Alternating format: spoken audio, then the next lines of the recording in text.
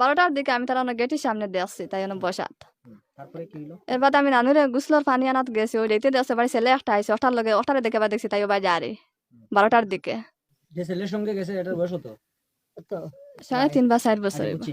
তো আপনি এরপরে আপনি আপনার বাড়ির থেকে অবস্থান ত্যাগ করলেন, অর্থাৎ মঙ্গলবারে আপনি সারখাইতে কেন গেলেন?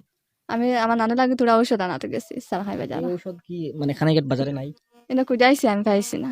পান নাই? জি না, আচ্ছা, তাহলে এখন এরপরে আপনি কবে আসছেন বাড়িতে? বিকালে আইছি। বিকালে আসছেন। জি।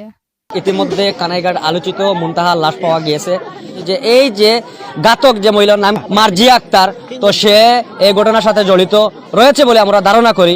তারপর আমরা বিভিন্ন সূত্রে এসপি এবং ওসির সঙ্গে কথা বলে তাকে আটক করার প্রস্তুতি নিয়ে আটক করে থানায় নিয়ে যাওয়া হয়। তারপর থেকে আসলে ওই মহিলার ওই মেয়ের মা লাশ তারা আলিফজান বিবি বের করে। আপনি দেখছেন মার্জিয়া কিভাবে উদ্ধার হইলো এই মেয়েটা লাশ, আপনি একটু বলেন। আসসালামু আলাইকুম দেশবাসী, আমি দেশবাসীর কাছে আকুল আবেদন জানাইতেছি। এই যে মিডিয়া ভাই এখানে আইছেন, অবশ্য উনি গতকালকে আসর টাইমে আইছেন, আইয়া অনেক চেষ্টা করছেন, চেষ্টা করিয়া যাক একটা ক্লু বাহির করিয়া আমরা ওনার যে একটা ওই যে আলিফজানের মেয়েরে, হ্যাঁ আলিফজানের মেয়েরে আমরা পুলিশে আইয়া নিয়ে গেছে থানায়। আমরা পরবর্তীতে থানায় গেছি, বলে 2:30 পৌনে 3টার সময় আইছি শামীমের বাড়িতে, যে মন্তাহার ঘরেতে আসিলাম। ওখানে আইয়া শামীম বলছে যে হাওড়ে একজন গাড়ি নিয়ে যাইতে হবে। আমারে বলছে যে দাদা আর তো করার কিছু নেই। আমরা এর পরে আইয়া কিছু জায়গা ওখানে তালাশ করি ওনারে পাই নাই না বাড়িতে। আমি শামীম গেছে গিয়ে গাড়ি নিয়ে বাড়িতে, আমি আমার ওই যে পাশের বাড়ি খানা খাইয়া মনে করলাম যে এই যে আলিফজান মেয়েটা, এখানে দেখলাম যে একটা চেয়ারে লাইট জ্বালাইয়া দরজার মধ্যে বসা রয়েছে। আমার একটু সন্দেহ পাচ্ছে। আমি বাড়িতে গিয়ে খানা খাইয়া লাইটটা, আমার ঘরের যে বাইরের লাইট, বাড়ির লাইটটা অফ করে সাদা শার্ট ছিল আমার পিনে, এই শার্টটা খুলিয়া খালা একটা চাদর গায়ে দিছি, দিয়া আমার লাইট লইয়া আইসা ওনার ঘর থেকে প্রায় 50 ফুট পশ্চিমে খাড়া হয়ে দেখি যে কি কেন কোনো উগাল পাওয়া যায়নি। একটা উনি যে আমার পুষ্কুন্ডি একবারে তাদের পাশে, পুষ্কুন্ডি পারে উনি যে এইটাই আমার পুষ্কুন্ডি, এই হচ্ছে পুষ্কুনি, আর এই হচ্ছে পুষ্কুনি, এই হচ্ছে শামীম ভাই ঘর, মুনতাহার ঘর, শামীম ভাই ঘর যে আর ওই পাশে এই ওয়ালের সাথে এই ঘরের সাথে মানে লাগু, অর্থাৎ মার্জিয়ার ঘর, যে মার্জিয়া অর্থাৎ একদম নিকট প্রতিবেশী, অর্থাৎ একদম নিকট প্রতিবেশী। জি বলেন। এই আমি ওখানে খাড়া আজকে শুনলাম যে আমার ফুসকুন্ডে পারে একটা ছোড়া শব্দ, ওই যে পাতা শুকনা পাতা আছে না, ছোড়া শব্দ। লাইট মারি দেখি এই যে খুলে করে নিয়া উনি আমার একবারে ফুসকুন্ডে পারে গেছে, আমার পুকুরে ফালাই নিয়ে মরা লাশ। এই আমি যে দাঁড়িয়ে দিছি, উনি সাথে বেরিয়ে রাস্তায় ফেলিয়া দিয়ে দৌড় মারছে। এই যে দক্ষিণ ধারে আছে একটা ব্রিজ, এই যে কারেন্টের খুঁটার একটা ব্রিজ আছে, এই ব্রিজে দিয়ে দৌড় দিছে। আমি লাশের দিকে না তাকাই 2টা চিৎকার দিছি, আমার গলা নষ্ট হয়ে গেছে। আমি ওনার গিয়ে আগে দৌড়িয়া লাশের গুড়িতে আমি নিয়ে আইয়া শেখ দিছি আলিফজান, এই যে মার্জিয়ার মা আলিফজান বিবি, ওখানে ইয়া আনছি লাশের গুড়িতে আমি শেখ দিছি। সবাই আইয়া তো ওনার সাথে কথা কইছে, বয়লা তাই আবুল তাবুল কি মারছে জানি না, ওইটাই মারছে, এইটাই আমি পাইছি এইভাবে, আর আমি আর কিছু জানি না। আর মিডিয়া ভাই সবাই কাছে আবেদন, এই যে মেয়ে একটা পুতুলের মতো, উনি তো আমি দোষ করতাম পারি, শামীম দোষ করতে পারে, উনার তো কোনো দোষ নাই। আর উনি আমাদের একটা নাতির সাথে 24 ঘন্টা খেলতো আমার বাড়িতে। আর উনি এই যে আমি একটু মার্জিয়ার সাথে আর কেউ জড়িত থাকতে পারে কিনা আমি এটা বলতে পারবো না।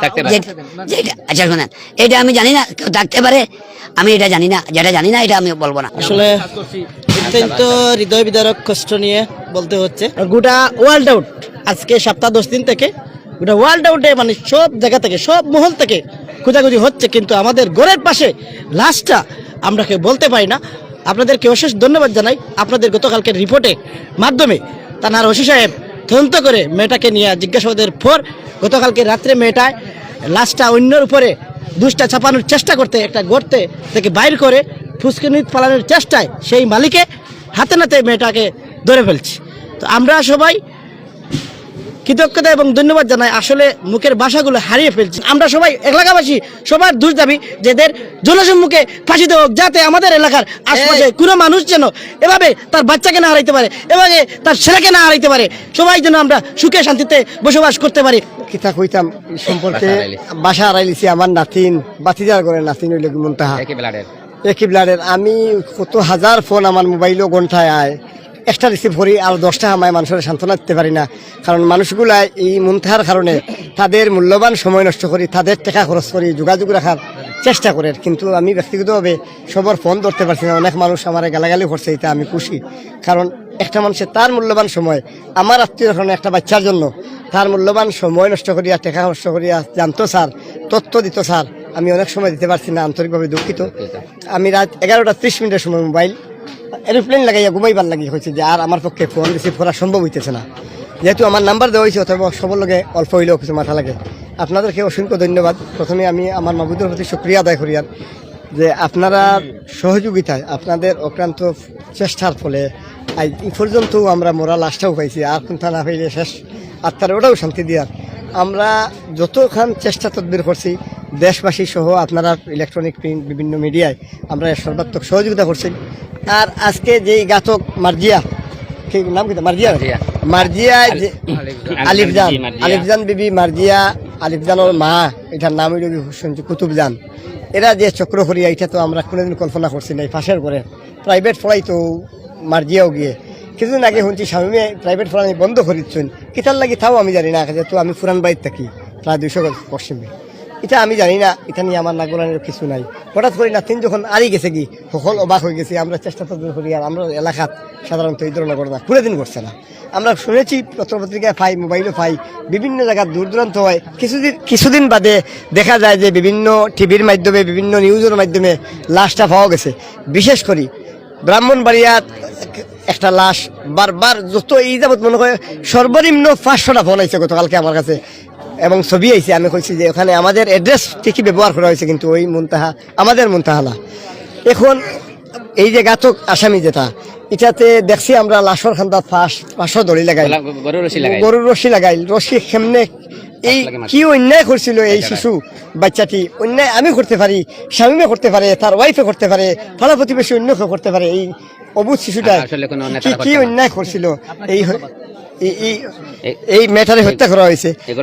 ঘটনার সাথে যারা জড়িত তাদের দৃষ্টান্তমূলক শাস্তির দাবি জানাইয়ার পাশাপাশি আপনারা ধন্যবাদ জানাইয়ার। আর ইতিমধ্যেই এই যে পুকুর যেটা হওয়া হয়েছে, আমরা মুনতাহা হারিয়ে যাওয়ার আগে খবর পাওয়ার পরে যজ্ঞন থেকে জাল আনিয়া এই পুকুর 2বার সার্চ করা হয়েছে, যে সন্দেহ আছিল এই পুকুরে বাচ্চাটা পড়তে পারে, যেহেতু সাঁতার জানে না, অথবা কেউ ঠেলামারি ফেলাইতে পারে। তখন তো তাৎক্ষণিকভাবে পাওয়া গেছে না ফুরকিত, দেখুন নিজরে বাঁচাইতে গিয়া অন্যরে গাইল ফোরার লাগি চেষ্টা করাতে গিয়া আল্লাহ তাআলা আপনারা সাহায্য সহযোগিতায়, আল্লাহ তাআলা ওই যে খোদার ডোল ফেরেশতা বাজায়, এমনি আসামি ধরা পড়ে গেছে।